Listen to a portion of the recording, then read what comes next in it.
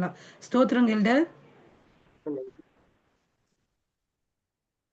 தேவனுடைய பரிசுத்த நாமத்துக்கு கனமும் மகிமையும் சதா காலங்களிலும் உண்டாவதாக. நம்முடைய 2வது நாளாக எசேக்கியேல் 37ஆம் அதிகாரத்தினுடைய தொடர்ச்சியை குறித்து நாம் தியானிக்க போகிறோம். வளர்ந்த எலும்புகள் உயிரடையுமா என்ற கேள்விக்கு தேவ ஆவியானவர் இந்த வளர்ந்த எலும்புகளுக்குள் போனால் தேவனுடைய வார்த்தை அங்கு வேலை செய்யும் பொழுது, கிரியை செய்யும் பொழுது, அதன் மூலமாக அந்த வளர்ந்த எலும்புகள், நம்பிக்கையற்ற எலும்புகள், நாள்பட்டு போன அந்த எலும்புகள் திரும்பவும் உயிரடையும் என்பதுதான் எசேக்கியேல் 37ஆம் அதிகாரத்திலே நாம் படிக்கக்கூடிய ஒரு பாடம். நேற்றைய தினத்திலே அந்த 10ஆம் வசனம் வரைக்கும் நாம் படித்தோம். இன்றைக்கு நம்முடைய கவனத்தை 11ஆம் வசனத்திலே நாம் திருப்புவோம். எசேக்கியேல் 37 11வது வசனத்தை கொஞ்சம் தயவு செய்து வாசிங்க.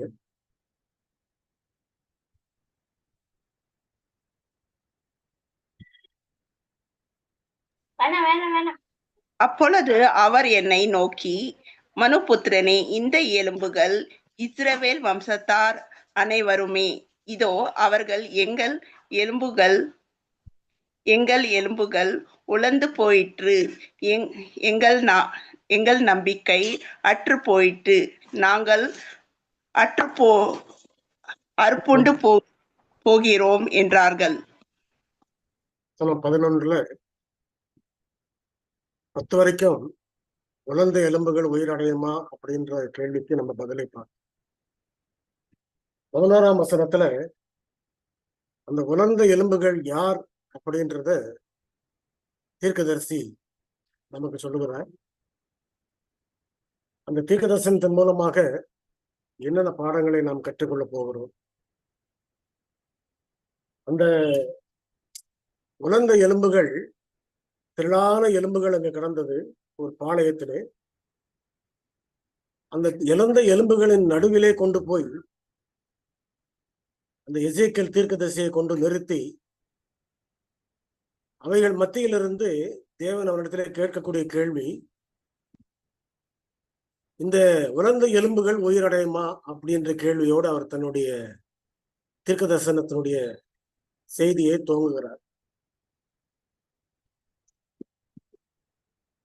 ஆண்டவரே, அது உமக்கே தெரியும் என்று எசேக்கியேல் சொன்ன பிறகு அதற்கு அடுத்தபடியாக நாம் என்ன பார்க்கிறோம்,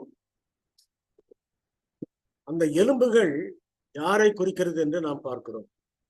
11ஆம் வசனத்திலே சொல்லும் பொழுது அதற்குரிய பதில் நமக்கு கிடைக்கிறது. அந்த உலர்ந்த எலும்புகள் இஸ்ரவேல் மக்களே, இஸ்ரவேல் வம்சத்தார் அப்படின்னு சொல்லப்பட்டது. அப்படியானால் இந்த காட்சி, இந்த தரிசனம் நமக்கு எதை விளக்கி காட்டுகிறது?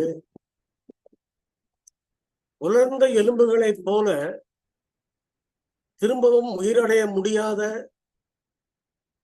திரும்பவும் மீண்டு வர முடியாத ஒரு ஆவிக்குரிய ஜீவியத்திலே முற்றிலுமாக மரித்து போன ஒரு நிலையிலே திரும்பவும் உயிர் பெற முடியுமா முடியாதான்ற ஒரு பெரிய கேள்விக்கு பிறகு உள்ளாக இஸ்ரவேல் மக்கள் அவருடைய வாழ்க்கை மாறிவிட்டது. அவர்கள் ஆரம்ப காலத்திலிருந்து தேவனுடைய வாக்குத்தத்தங்களை அவர்களுக்கு கொடுத்தார். தம்முடைய ஊழியக்காரர்கள் மூலமாக அவர்களோடு பேசினார், அவர்களை ஆசீர்வதித்தார். அநேக சத்துருக்களை அவர் முறியடித்து ஓடும்படி செய்தார். ஒவ்வொருவராக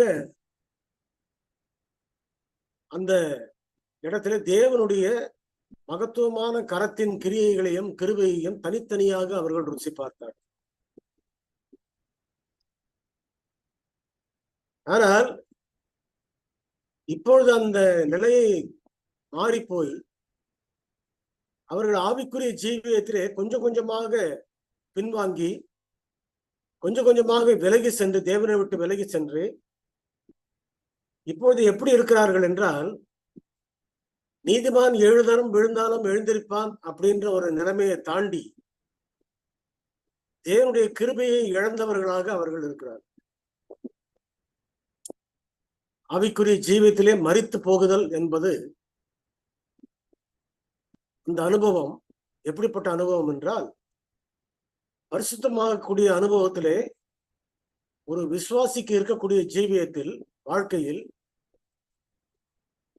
அந்த மாற்றம் அடைய முடியாதபடிக்கு, மேற்கொண்டு ஆவிக்குரிய ஜீவியத்திலே வளர முடியாதபடிக்கு ஒரு தடை ஏற்பட்டது மட்டுமல்லாமல், மேற்கொண்டு வளரவே முடியாது, மேற்கொண்டு அவன் திரும்பவும் பழைய ஆவிக்குரிய ஜீவியத்திற்குள் வந்து அந்த வாக்குத்தத்தங்களையும் ஆசீர்வாதங்களையும் அவன் பெற்றுக்கொள்ளவே முடியாது என்ற ஒரு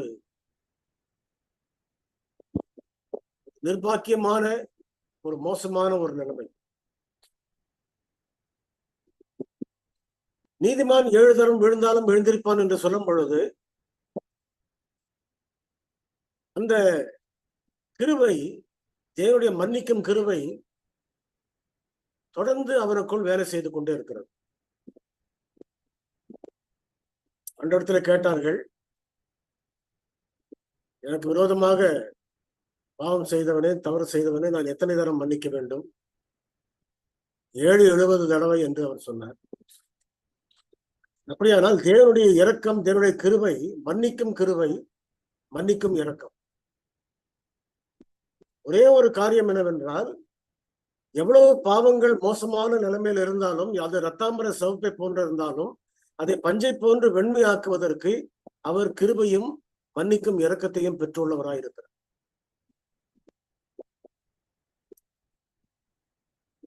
அந்த பாவத்தை செய்துவிட்டோம் என்று நாம் பயந்து கொண்டிருப்பதனாலேயோ, அல்லது அவருடைய கிருபையையும் இரக்கத்தையும் குறித்து நாம தெளிவில்லாமல் இருப்பதனாலேயோ அந்த ஆசீர்வாதத்தை பெற முடியாது. ஆனால் அவருடைய வல்லமை, அவருடைய கிருபை நிச்சயமாகவே நம்முடைய பாவங்களை மன்னிக்கும் என்ற நம்பிக்கையில இருக்கக்கூடிய நிலைமையில இருக்கும் பொழுது, நீதிமான் 7 தரம் விழுந்தாலும் எழுந்திருப்பான். அதாவது 7 தரம் சொல்லும் போது பூரணமாக விழுந்து விட்டா கூட அவன் எழும்புவதற்கு அவனுக்கு வாய்ப்பு இருக்கிறது, கிருபை இருக்கு. இங்கே நம்ம இஸ்ரவேல் ஜனங்களுடைய விழுகையை பற்றி பார்க்கும் பொழுது, ஆவிக்குரிய ஜீவியத்திலே அவருடைய நிலைமையை பற்றி பார்க்கும் பொழுது, அவர்கள் முற்றிலுமாக விழுந்து விட்டார்கள். கொஞ்சம் கொஞ்சமாக தேசத்திலே பாவத்தின் மேல் பாவமும், அக்கிரமத்தின் மேல் அக்கிரமமும், தீமைகளும் அக்கிரமங்களும் அதிகமாக பெருகி அவர்கள் மத்தியிலே அவர்கள் கொஞ்சம் கொஞ்சமாக தேவனை விட்டு விலகக்கூடிய ஒரு ஆபத்திலே அவர்கள் வந்து விட்டார். இந்த ஆபத்தான நிலைமை வரும் பொழுது நாம அவர்களுடைய ஒரு பரிதாபமான நிலையை குறித்து தீர்க்க தரிசனத்துல படிக்கிறோம். நம்முடைய 2300 ராப்பகல் தீர்க்க தரிசனத்தை படிக்கும் பொழுது அதிலே நமக்கு முதலாவதாக இருக்கக்கூடிய இந்த 70 நாட்கள், 70 நாட்களில் பற்றி பார்க்கும் போது 70 வருடங்கள், அந்த 70 வருடங்கள் நமக்கு கணக்கிலே கொண்டு வரும் பொழுது அது 490 வருடங்கள். ஆக இஸ்ரவேல் ஜனங்களுக்கென்று அந்த 490 வருடங்கள் கிருபையின் கதவு, கிருபையின் இரக்கம் அவர்களுக்கு கொடுக்கப்பட்டிருக்கு. அந்த கிருபையின் காலம், கிருபையின் நேரம், அவர்கள் கொடுக்கப்பட்ட நேரமானது கிபி 70 வரும் பொழுது அவர்கள் அந்த கிருபையை இழந்த போது ரோம படையினாலே, சேனைகளால் சூழப்பட்டு அந்த எருசலேம் நகரமானது முற்றுகை போடப்பட்டு சுட்டரிக்கப்பட்டு அது அழிக்கப்பட்டது அப்படின்றத நம்ம சரித்திரத்தை நம்ம படிக்கிறோம். இந்த ஒரு காரியத்தை ஆண்டவராகிய கிறிஸ்து மத்தேயு 24ஆம் அதிகாரத்திலே நமக்கு சொல்லுகிறார். அவர் சொல்லும் பொழுது, எருசலேம் சேனைகளாலே சூழப்படும் போது நீங்கள் என்ன செய்யுங்கள்? யூதேயாவை விட்டு நீங்கள் மலைகளுக்கு ஓடி போங்கள். இந்த காரியத்தை சீஷரிடத்திலே அவர் சொன்னார். இந்த சீஷர்களிலே அதை விசுவாசித்த, கிறிஸ்துவை விசுவாசித்து ஏற்றுக்கொண்ட ஒரு கிறிஸ்தவரும் அந்த பேர் ஆபத்திலே, ரோமர்களுடைய படையின் தாக்குதலிலே அவர்கள் சிக்கவே இல்லை. கிரேட் கான்ட்ரவர்சி என்ற புத்தகத்திலே அம்மையார் எழுதும் போது என்ன எழுதுகிறார்கள்? Not even one Christian was perish.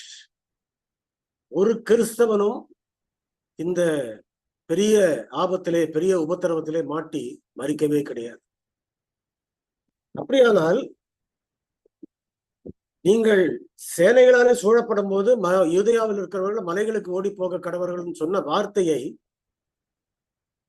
அந்த ரோமருடைய படை வந்து சூழ்ந்து வந்த நேரத்துல யாரெல்லாம் கிறிஸ்துடைய வார்த்தையை விசுவாசித்தார்களோ அவர்கள் மட்டும்தான் அந்த இடத்தை விட்டு வெளியே ஓடினார். அவர்கள் ஓடினது வெளியே போன பிறகு அதற்கு பின்பு ரோமராயன் அந்த எருசலேம் நகரத்தை கொளுத்தி போட்டான் அப்படின்னு பார்க்கிறோம்.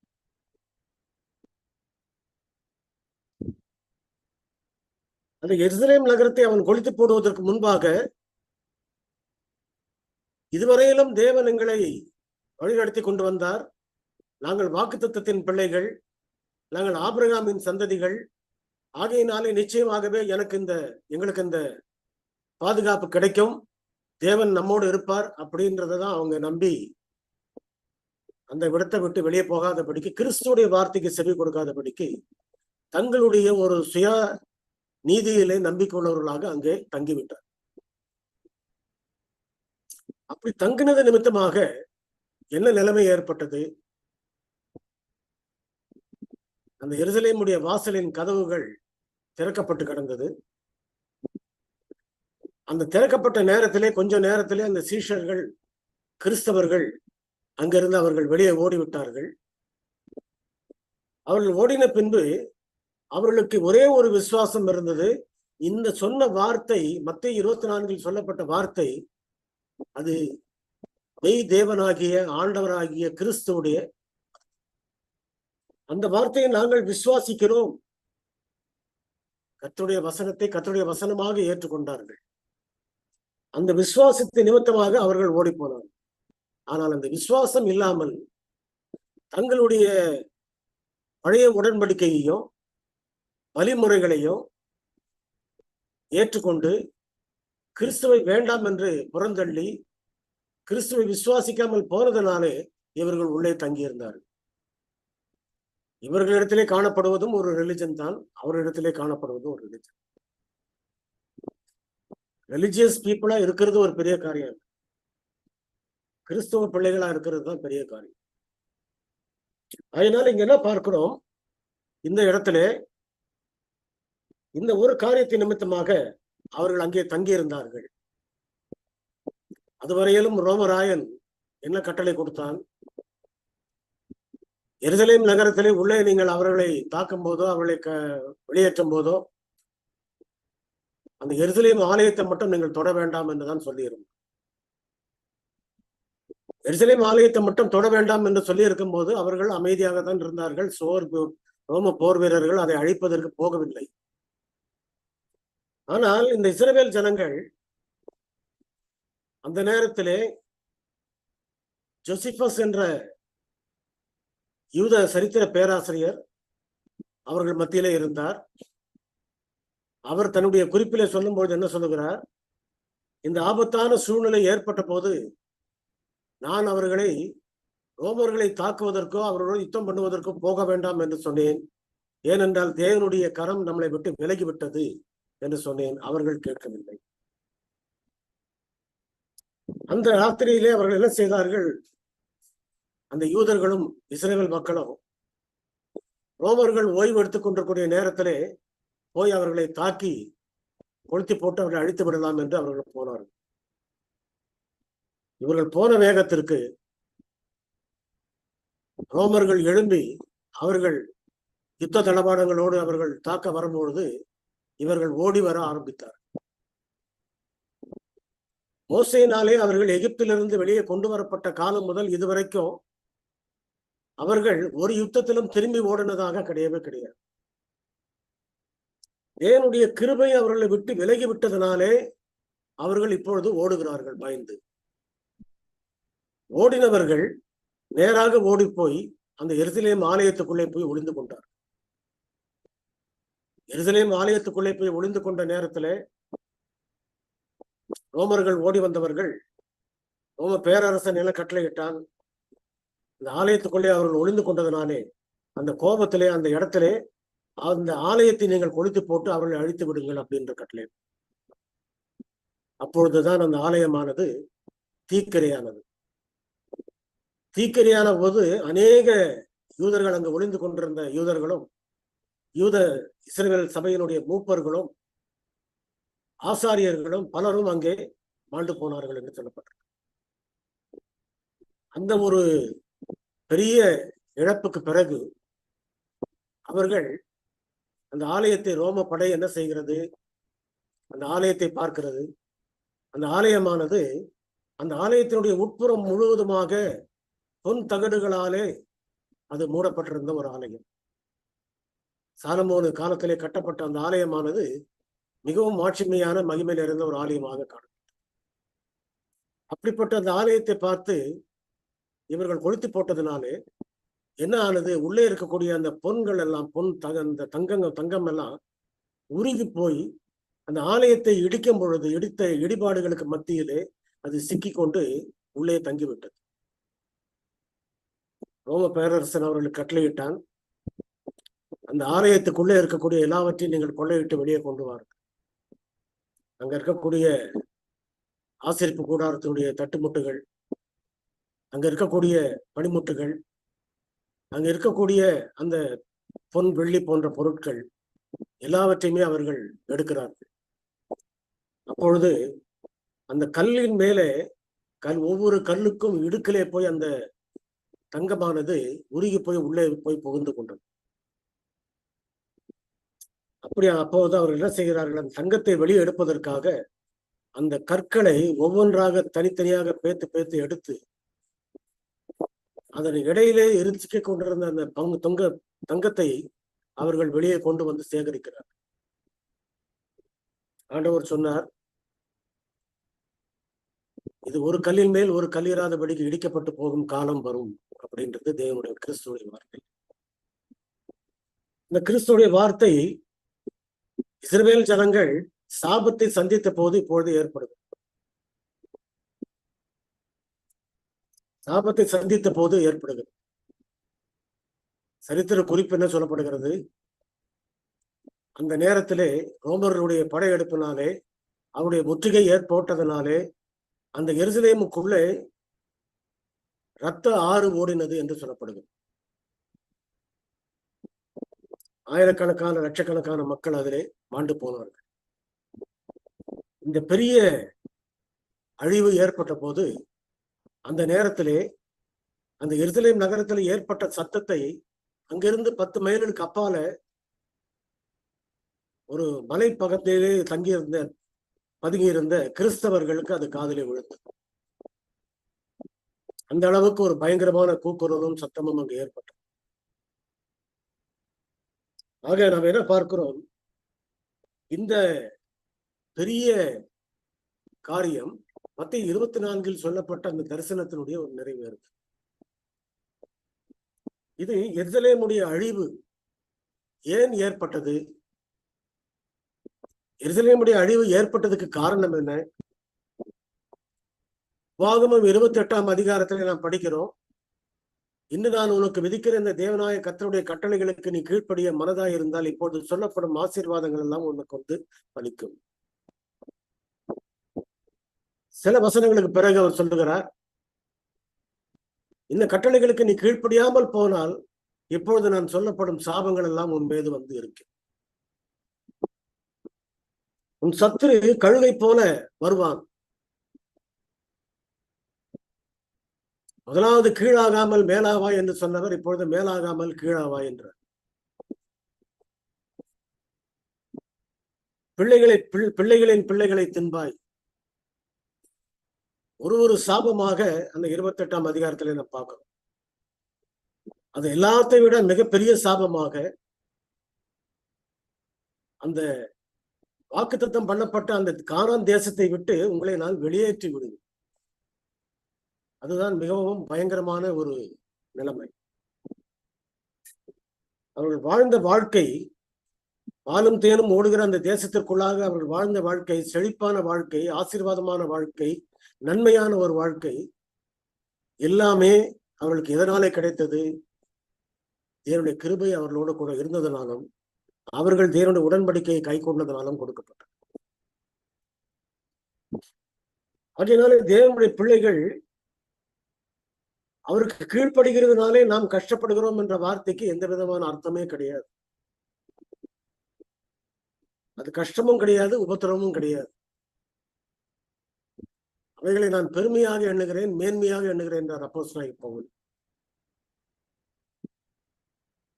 அப்படியானால் இந்த நேரத்தில் நாம் பார்க்கக்கூடிய இந்த பேர் ஆபத்திலிருந்து அவர்களுக்கு நிலைமை என்ன ஏற்படுகிறது? ஜோசிபஸ் என்பவர் சொன்ன பிரகாரமாக தேவனுடைய கிருபையும் தேவனுடைய பிரசன்னமும் அந்த சபையை விட்டு விலகி போனது. ஆகையினாலே என்ன சொல்லப்படுகிறது?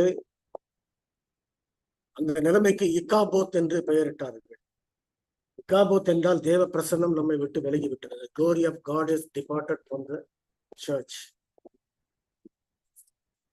இந்த நிலைமை ஏற்பட்டதுனால அந்த தேவ பிரசன்னம் அவர்களோடு விலகி போனது. அதற்கு முன்பாக எல்லா யுத்தங்களிலும் தேவன் அவர்களோடு இருந்தார். எத்தனையோ சத்துருக்களை முறியடிக்க முடியாது என்று சொன்ன சத்துருக்களை எல்லாம் முறியடிக்க வைத்தார்.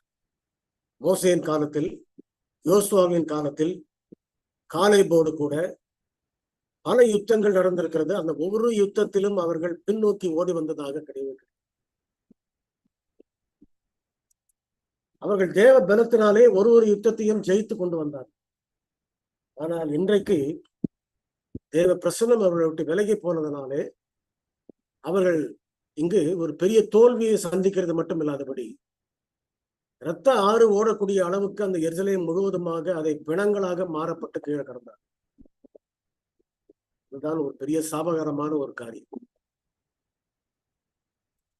இந்த சாபகரமான காரியம் அந்த தேவனுடைய கிருபை அவர்களை விட்டு விலகி போனதுனால அவருடைய ஆவிக்குரிய நிலைமை, ஆவிக்குரிய ஜீவியம் எப்படி இருக்கிறது?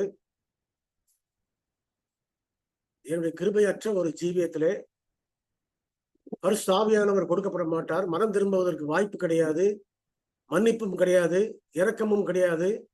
கொடுக்கப்பட்ட வாக்குத்தத்தங்களும் ஆசீர்வாதங்களும் திரும்பவும் பெற்றுக்கொள்ளப்பட்டது. இப்ப இருக்கக்கூடிய நிலைமை எப்படிப்பட்ட நிலைமை? எல்லாவற்றையும் இழந்த ஆவிக்குரிய ஜீவியத்திலே ஒரு வறிய நிலைமை, ஏழ்மையான மோசமான ஒரு நிலைமை. இந்த மோசமான நிலைமையிலே அவர்கள் இருந்தாலும் கூட அந்த மோசமான நிலைமையிலிருந்து திரும்பவும் உயிரடைய முடியும் என்று எசேக்கியேலுக்கு அவர் உத்தரவாதம் கொடுக்கிறார். அந்த உத்தரவாதம் என்ன சொல்லுகிறது? அந்த உலர்ந்த எலும்புகள் என்ன செய்ய வேண்டும்? தேவனுடைய வார்த்தையை செவி கொடுக்க வேண்டும். அந்த தேவனுடைய வார்த்தையை செவி கொடுக்கிறது மட்டும் இல்லாதபடி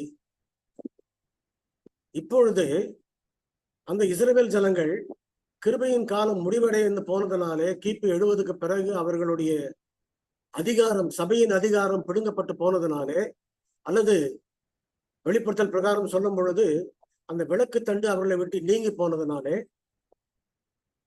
இப்ப அவர்கள் எப்படி இருக்கிறார்கள்? ஆவிக்குரிய ஜீவியத்திலே மரித்து, வெகு நாட்களுக்கு முன்பாக மரித்து போன பிரேதங்களைப் போல அல்லது உலர்ந்த எலும்புகளைப் போல அவர்கள். ஆக இப்படிப்பட்ட ஒரு சூழ்நிலையிலே அவர்கள் இப்பொழுது என்ன செய்ய வேண்டும்? இஸ்ரவேல் ஜனங்க, அவர்களுக்கு கொடுக்கப்பட்ட கிருபை முடிந்து விட்டது. சபையின் அதிகாரம் பிடுங்கப்பட்டு அது புறஜாதியாருக்கு கொடுக்கப்பட்டு விட்டது. இப்பொழுது சுவிசேஷமானது சீஷர்கள் மூலமாக, அப்போஸ்தலர்கள் மூலமாக உலகமெங்கும் சாட்சியாக பிரசங்கிக்கப்படுகிறது. அந்த முதலாவது இஸ்ரவேலர்கள் காலத்தில் இருந்தபோது அவர்கள் முதலாம் உடன்படிக்கையை, பழைய உடன்படிக்கையை கடைபிடித்ததினாலே அவர்கள் பலி செலுத்துவதிலும் சடங்காச்சார பிரமாணங்களிலும் இருந்தார்கள். இப்பொழுது அவைகள் எல்லாம் ஒழிந்து போய்விட்டது. அதன் பின்பு அவர்கள் இப்பொழுது புதிய உடன்படிக்கைக்குள் வந்திருக்கிறார்கள். ஆக இந்த இஸ்ரவேல் ஜனங்கள் ஒரு பாடடைந்த, ஒரு பயங்கரமான, ஒரு வேதனைப்படக்கூடிய, வருத்தப்படக்கூடிய ஒரு நிலைமைக்கு அவர்கள் தள்ளப்பட்டிருக்கிற இந்த நேரத்துல உலர்ந்த எலும்புகளாக அவர்கள் இருக்கும் பொழுது, மரித்தவர்களாக ஆவிக்குரிய ஜீவியத்தில் இருக்கும் பொழுது அவர்கள் செய்ய வேண்டிய காரியம், புதிய உடன்படிக்கையை அவர்கள் விசுவாசிக்க வேண்டும். கிறிஸ்துவை அவர்கள் தங்கள் சொந்த ரட்சகராக ஏற்றுக்கொள்ள. அப்படி ஏற்றுக்கொண்டார்களானால்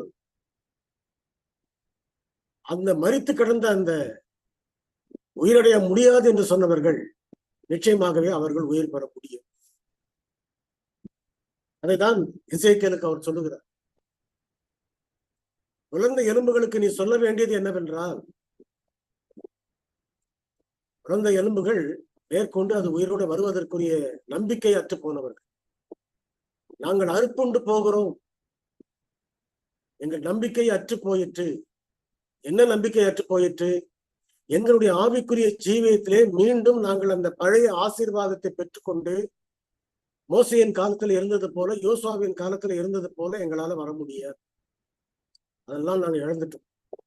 ஏனென்றால் தேவனுடைய கோபத்தின் நிமித்தமாக அவர் எங்களை விட்டு விலகி விட்டார். நாங்கள் விலக்கப்பட்டிருக்கிறோம், நாங்கள் புறக்கணிக்கப்பட்டிருக்கிறோம். இந்த நிலையில நாங்கள் என்ன செய்ய வேண்டும்? அவர்களுக்கு இருக்கக்கூடிய ஒரே ஒரு காரியம், ஒரே ஒரு வாய்ப்பு, நீங்கள் தேவனுடைய வார்த்தையை கேட்க வேண்டும். தேவனுடைய வார்த்தை என்ன சொல்லுகிறது? ஏற்கனவே இருந்ததை போல நீங்கள் திரும்பவும் இஸ்ரவேல் ஜனங்க பழையபடி திரும்பவும் பலி செலுத்தி திரும்பவும் ஆசீர்வாத கூடாரத்தை கட்டி அதுல ஊழியம் செய்யணும்னு நினைக்க முடியாது. ஏனென்றால் தேவனுடைய வார்த்தை என்ன சொல்லுகிறது? நீங்கள் கிறிஸ்துவை விசுவாசியுங்கள், கிறிஸ்துவை ஏற்றுக்கொள்ளுங்கள். அதனால் அதை ஏற்றுக்கொண்டீர்களானால், அதை விசுவாசித்தீர்களானால், நான் என்னுடைய ஆவியை உங்களுடைய இருதயத்திலே கொடுத்து அந்த பரிசுத்த ஆவியானவரை நான் என்ன செய்வேன்? இதுவரைக்கும் நீங்கள் மீறின அந்த நியாயப்பிரமாணங்களுக்கு கீழ்ப்படியும்படியாக செய்து உங்களை முற்றிலுமாக மாற்றுவது மட்டும் இல்லாமல், மரித்து கிடந்த நீங்கள் உயிர் பெறும்போது உங்களுக்கு நரம்புகளும் தோலும் தசையும் உங்களுடைய சரீரத்திலே உண்டாகும். இது நான் செய்வேன் அப்படின்னு ஆண்டவர் அவங்களுக்கு வாக்கு. அப்படியானால் இருக்கக்கூடிய ஒரே ஒரு நம்பிக்கை தேவனுடைய வார்த்தையை கேட்கிறது மட்டும்தான் நம்பிக்கையை தவிர வேற ஒன்றுமே கிடையாது. மனிதர்கள் எல்லாருமே பாவத்தில் விழுந்திருக்கிறார்கள். பாவங்களில் மரித்துவிட்ட காலத்தில் தான் நாம் வசித்துக் கொண்டிருக்கிறோம். அம்மையார் எழுதுகிறார்கள், மரித்து போன மனிதன் எதையும் உணர முடியாது. மரித்து போன மனிதன் எதையும் உணர முடியாது. நாம மரித்தோரின் நிலைமை குறித்து நம்ம ஓய்நாள் பள்ளி பாடத்திலையும் படிச்சிருக்கிறோம், நம்முடைய வேத பாடத்திலையும் நம்ம படிச்சிருக்கோம். அதுல என்ன படிக்கிறோம்? மரித்தோர் ஒன்றும் அறியார்கள் அப்படின்னு தான் படிக்கிறோம். அதே ஆவிக்குரிய ஜீவியத்திலே மரித்தவர்கள் எப்படி இருப்பார்கள்? சரீர உணர்வு இல்லாத போது, சரீரத்திலே யார் தொடுகிறார், யார் நம்மை தூக்குகிறார், எடுக்கிறார் என்ற எந்த உணர்வும் அவர்களுக்கு இல்லாத போது அவர்கள் எப்படி இருக்கிறார்களோ, அதே போல ஆவிக்குரிய ஜீவியத்திலே மரித்தவர்களுக்கு தாங்கள் செய்வது பாவம் என்ற உணர்வு இல்லாதபடிக்கு போய்விடும். பாவம் அவர்களுக்கு இதுதான் பாவம் என்று எண்ணக்கூடிய நிலைமைக்கு அவர்கள் இருக்க மாட்டார். இன்னைக்கு உலகமே அப்படித்தான் பாவத்திலே செத்து போய் கிடக்கிறது. அந்த பாவத்திலே மரித்து போன அந்த மனுஷரை திரும்பவும் அவர்களை உயிர்ப்பிப்பதற்கு வெளியே கொண்டு வருவதற்காக தான் இந்த மீதமான சபையினுடைய ஊழியர்களையும் அவருடைய விசுவாச பிள்ளைகளையும் தேவன் அனுப்பி இருக்கிறார். அப்படியானால் செய்ய வேண்டிய காரியம் என்ன? அவர்கள் உலர்ந்த எலும்புகளாக இருக்கும் பொழுது அந்த உலர்ந்த எலும்புகளுக்கு மத்தியிலே தேவ ஆவியானவர் உள்ளே போக வேண்டும். தேவ ஆவியானவர் உள்ளே போக வேண்டும் என்றால் அவருடைய வார்த்தையை அவர் விசுவாசிக்க வேண்டும். இதுதான் உலகமும் இஸ்ரவேல் ஜனங்களும் செய்ய வேண்டிய ஒரு காரியம். இந்த ஒரு நம்பிக்கை வருமானால் நாங்கள் என்ன செய்வோம்? உயிரோடு வருவோம். வசனம் என்ன சொல்லுகிறது? 11ஆம் வசனத்துக்கு பிறகு, ஆகையால் நீ தீர்க்க தரிசனம் உரைத்து அவர்களோடு சொல்ல வேண்டியது என்னவென்றால், கர்த்தராகிய ஆண்டவர் உரைக்கிறார், இதோ என் ஜனங்களே, நான் உங்கள் பிரேத குழிகளை திறந்து உங்களை உங்கள் பிரேத குழியிலிருந்து வெளிப்படவும் உங்கள் இஸ்ரவேல் தேசத்துக்கு வரவும் பண்ணுவேன். வாக்கு தத்தத்தை எப்படி கொடுக்கிறார் அவர்? என்னுடைய உடன்படிக்கைக்கு மீறி, அவருடைய பிரமாணங்களை மீறி, இன்று நான் உனக்கு விதிக்கிற இந்த கட்டளைகளுக்கு நீ கீழ்ப்படிய மனதாய் இருந்தால், என்னென்ன வாக்கு தத்தங்களை அவர் கொடுத்தாரோ அந்த வாக்கு தத்தங்களை எல்லாம் இழந்து போன பிறகு, கடைசியாக பெரிய வாக்கு தத்தமாக அந்த வாக்கு தத்தத்தின் தேசத்தை விட்டே வெளியேற்றபடி செய்த ஒரு நிலைமைக்கு போன பிறகு இப்பொழுது என்ன சொல்லுகிறார்? அப்படி நீ செய்வாயானால் நீ ஆவியானவரை நீ பெற்றுக்கொள்வதற்கு, பரிசுத்தாவியினுடைய வழிநடத்துதலை நீ பெற்றுக்கொள்வதற்கு, என்னுடைய வார்த்தைகளை நீ விசுவாசிப்பாயானால் நான் என்ன செய்வேன்? உங்களை பிரேத குழிகளிலிருந்து வெளிப்பட பண்ணி உங்களை இஸ்ரவேல் தேசத்துக்கு வர பண்ணுவேன். பிரேத குழிகளிலிருந்து வெளிப்பட பண்ணின்னு சொன்னா என்ன அர்த்தம்? அது இதற்காக தான் நாம் ஞானஸ்தானம் கொடுக்கிறோம். ஞானஸ்தானத்திலே கிறிஸ்துவுக்குள் மரித்து திரும்பவும் உயிரோடு எழும்புவதற்கு அடையாளமாக அதை நாம் செய்கிறோம். ஆனால் எப்படிப்பட்ட ஞானஸ்தானத்தை நாம் கொடுத்திருக்கிறோம்? ஞானஸ்தானம் பெற்றவர்கள் எல்லாம் அந்த பாவத்துக்குள்ளான மரணத்திலிருந்து எழுந்து வந்து விட்டார்களா, உயிரோடு எழும்பி விட்டார்களா அப்படின்றது தேவனுடைய பார்வையில மட்டும்தான் தெரியும். அவனு சொல்லுகிறார், நான் பிரேத குழிகளிலிருந்து வெளிப்பட பண்ணுவேன், உன் தேசத்துக்கு நான் உன்னை திரும்பி வர பண்ணுவேன். எந்த தேசத்தை நான் உனக்கு வாக்கு தத்தத்திலே கொடுத்தேனோ அதே கானான் தேசத்தை நான் திரும்பவும் உனக்கு. ஆனால் ஒரு சின்ன மாற்றம் என்னவென்றால், இஸ்ரவேல் ஜனங்களுக்கு இந்த பூமிக்குரிய கானான் தேசத்தை வாக்குத்தத்தம் பண்ணின போது அது முதலாம் உடன்படிக்கையின் காலமாக இருந்தது. இப்பொழுது பரம கானானுக்கு போகக்கூடிய வாக்குத்தத்தத்தை தான் ஆண்டவர் வைத்திருக்கிறார். வரப்போகிற இந்த பரம கானானுக்கு நிழலாட்டமாக, ஒரு அடையாளமாக இந்த பூமிக்குரிய கானானை அவர் காண்பித்தார். அப்படியானால் பரம கானானுக்கு போவதற்கும் அதே நிபந்தனை தான். இயேசு கிறிஸ்துவின் மேல விசுவாசத்தை உடையவர்களும் அவருடைய கற்பனையின்படி நடக்கிறவர்களும் பாக்கியவான்கள். ஆக தேவனுடைய ராஜ்யத்துக்குள் பிரவேசிப்பதற்கு கொடுக்கப்பட்ட அதே நிபந்தனை தான் இன்றைக்கு நமக்கும் இருக்கு. ஆக நாம் என்ன செய்கிறோம்? அந்த பரம கானானுக்குள் பிரவேசிக்கிறோம்.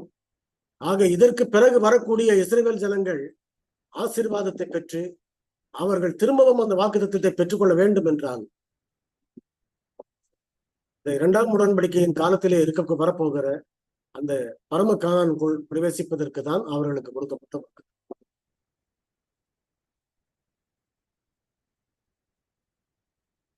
ஆக தேவன் சொல்லக்கூடிய காரியம், என் ஜனங்களே, நான் உங்களை பிரேத குழிகளில் திறந்து உங்களை உங்கள் பிரேத குழிகளில் வெளிப்பட பண்ணும்போது நானே கர்த்தர் என்று அறிந்து கொள்ளுங்கள். நானே கர்த்தர் என்று அறிந்து கொள்வார். இன்னைக்கு எனக்கு தெரிந்த வரைக்கும் சில இடங்கள்ல பைபிள் ஸ்டடி கொடுக்கும்போது நான் சொல்றது உண்டு, கடவுள் இருக்கிறாரா இல்லையான்னு சொல்லும் பொழுது விஞ்ஞான குறிப்புகளையும் காரியங்களையும் டார்வின் தத்துவத்தையும் நம்ம நொறுக்குவதற்கு அதை நம்ம பொய்யாக நிரூபிப்பதற்காக வேண்டி பல காரியங்களை நம்ம சொல்லுவோம். ஆனா எனக்கு தெரிந்து தேவன் இருக்கிறார் அப்படின்ற ஒரு உண்மையை உலகத்துக்கு நம்ம காட்ட வேண்டும் என்றால் அதற்கு இருக்கக்கூடிய ஒரே ஒரு ஆதாரம், ஒரே ஒரு சாட்சி, ஒரே ஒரு அத்தாட்சி, பிரேத குழியிலிருந்து பாவத்தில் மரித்து கடந்த நாம எழும்பி மீண்டும் அவருடைய கற்பனைகளுக்கு கீழ்ப்படியும்படியான குணத்தை நாம் பெற்று அவருடைய பரிசுத்தாவியின் பலத்தை பெற்று மீண்டும் அந்த பரம கானானுக்குள் பிரவேசிப்பதற்கு நம்மை தகுதியாக்குது. இதுதான் அவர் கொடுக்கிற வாக்குத்தத்தம். இந்த வாக்குத்தத்தங்களை நாம் என்ன பார்க்கிறோம் என்றால், எல்லாவற்றையும் அவர்கள் இழந்திருந்தாலும் இஸ்ரவேல் ஜனங்க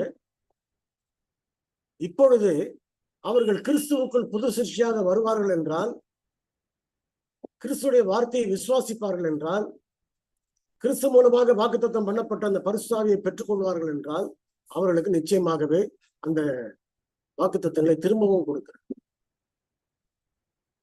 கொடுக்கும் பொழுது பழைய பூமிக்குரிய கானான் முடிந்து விட்டது என்றால் அது பழைய உடன்படிக்கையின் கானான் புதிய உடன்படிக்கையின் கானாக பரம கானானுக்குள் நம்மை கொண்டு போய் சேர்க்கிறார். அப்படியானால் இந்த மாற்றம் எப்படி வர வேண்டும்? இந்த மாற்றம் எப்படி கொண்டு வர வேண்டும்? ஒரு உண்மையை நம்ம தெரிந்து கொள்ள வேண்டும். ரோமர் 7ஆம் அதிகாரம் 18ஆம் வசனத்தை கொஞ்சம் வாசிங்க. ரோமர் 7ஆம் அதிகாரம் 18ஆம் வசனம்.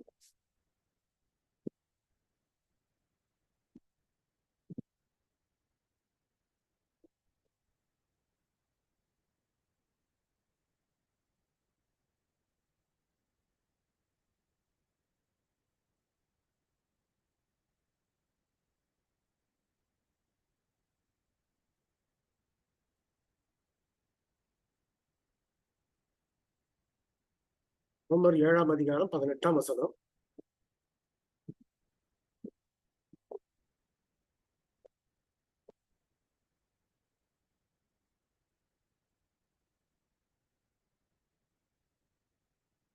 யாரும் வாசிக்கிறாங்களா?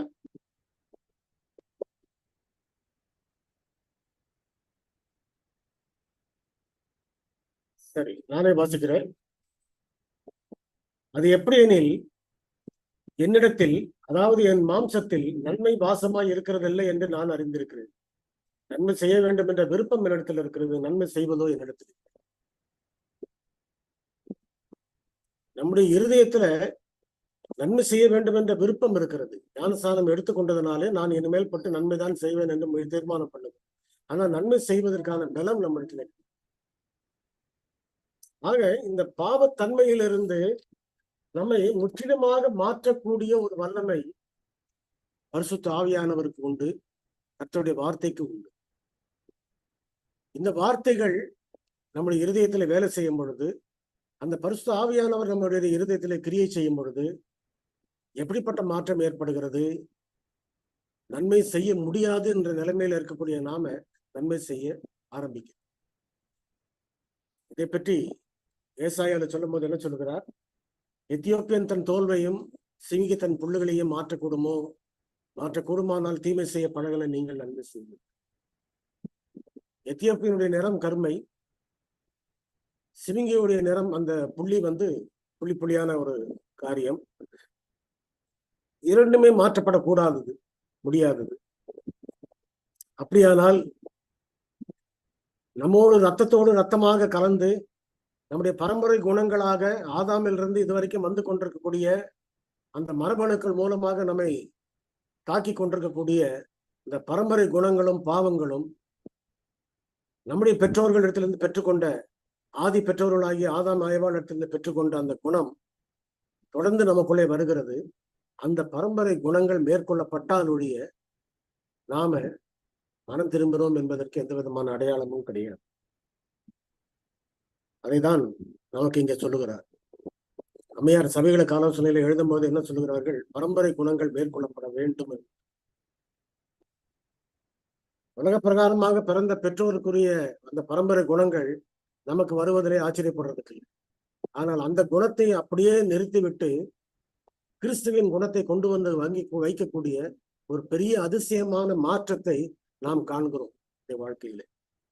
அப்படிப்பட்ட மாற்றத்தை நாம் காணும் பொழுதுதான் நாம் எப்படிப்பட்டவர்களாக இருக்கிறோம்.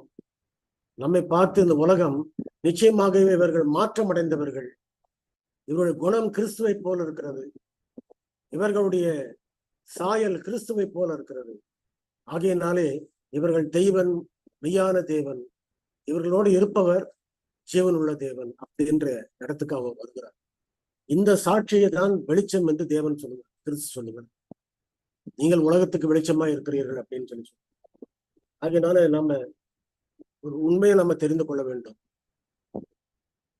மரித்தவர்களாக இஸ்ரவேல் ஜனங்கள் உயிரோடு வருவதற்கும் இதுவரையிலும் பாவத்தில் மறுத்து கிடந்த நம்மை உயிரோடு எழுப்பி கொண்டு வருவதற்கும் ஒரே ஒரு நிச்சயமும் ஒரே ஒரு ஆதாரமும் நமக்கு கொடுக்கப்பட்டிருக்கிறது. அந்த ஒரு ஆதாரம் மட்டும்தான் கடவுள் இருக்கிறாரா, தேவன் உண்டா இல்லையா என்பதை உலகத்துக்கு காட்டக்கூடிய ஒரு ஆதாரமாக இருக்கு. ஆக தேவனுடைய பிள்ளைகளா இருக்கக்கூடிய நாம அப்படிப்பட்ட ஒரு ஆசீர்வாதத்தோடு, அப்படிப்பட்ட ஒரு மாற்றத்தோடு, அப்படிப்பட்ட ஒரு குண மாற்றத்தோடு இந்த உலகத்துக்கு சாட்சியா இருக்கத்தக்கதாக உங்களுக்கும் எனக்கும் தேவன் கிருபை செய்வாராக. ஆமென். ஆமென் ஆமென். எல்லாம் முடிவு ஜெபத்தையும் பண்ணிடுங்க. எங்கள் மீட்பெரும் கண்மலையின் ஜீவனமாகிய கர்த்தா, மாலை நேரத்திலும் நாங்கள் உடைய திருவசனங்களை குறித்து பார்ப்போம். உடைய வசனம் எவ்வளவு ஆழமானதாகவும் ஆச்சரியமானதும் அதிசயமானதுமாய் இருக்கிறது. அவைகளை குறித்து நாங்கள் தியானிக்கும் பொழுது திரளான ஐஸ்வர்யத்தில் கனி கூறுவது போல நம்முடைய சாட்சியின் வசனத்திலே கனி கூறுவார் என்று தாவீது சொன்னதாகவே நாங்கள் பார்க்கிறோம். நன்மைகளுக்கும் ஆசீர்வாதங்களுக்கும் நன்றி செலுத்துகிறோம். இந்த நேரத்திலும் சத்திய வசனங்களை கேட்ட நம்முடைய பிள்ளைகளை கண்ணோக்கி பாரும். ஒவ்வொருத்தருடைய ஜீவியத்திலும் இருக்கக்கூடிய போராட்டங்கள், பலவீனங்கள், குறைகளை எல்லாவற்றையும் கர்த்தர் மன்னித்து நம்முடைய கிருபையின் மறைவில் வைத்து நம்முடைய பிள்ளைகளை பாதுகாத்து அவர்கள் உமக்கு சாட்சிகளாகவும் மகிமையாகவும் தொடர்ந்து விளங்கத்தக்கதாக நிற்கிறது செய்யப்படும். பெரியோரையும் சிறியோரையும் வாலிபர்களையும் நம்முடைய கரங்களில் ஒப்புவிக்கிறோம். ஏற்றுக்கொள்ளும். நிச்சயிக்கக்கூடிய நேரங்களிலே நம்முடைய கிருபையை தாரும். மீண்டும் நாங்கள் திரும்பவும் வந்து பரிசுத்த வசனங்களை தியானிக்கவும் அதற்குரிய பலத்தை நாங்கள் பெற்றுக்கொள்ளவும், வாய்ப்புகளை பெற்றுக்கொள்ளவும், ஞானத்தையும் ஆசீர்வாதத்தையும் பெற்றுக்கொள்ளவும் கிருபை செய்யும். தொடர்ந்து நீர் ஆசீர்வாதத்தோடு எங்களை வழி அனுப்ப வேண்டுமாய் கெஞ்சுகிறோம். ஏற்றுக்கொள்ளும், பலப்படுத்தும். இயேசுவின் மூலம் மன தாழ்மையோடு